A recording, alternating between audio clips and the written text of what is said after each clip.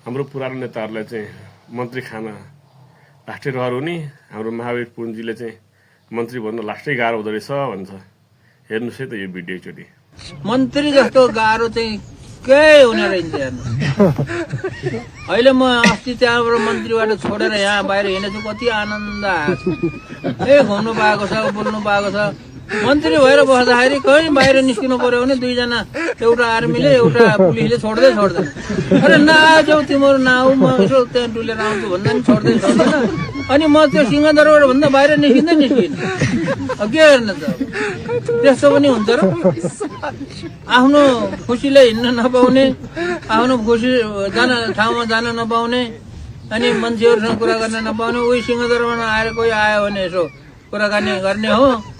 नत्र गाह्रो हुन्छ। मन्त्री पदको लागि किन मान्छे मरिहत्या गर्छन् भन्ने कुरो म आफैलाई दङ्ग पऱ्यो। हेर्नु भएन नि त ले। तपाईँलाई आफ्नो प्रतिक्रिया हाल्नु होला, के कस्तो लाग्छ भिडियोमा कमेन्ट गर्नु होला।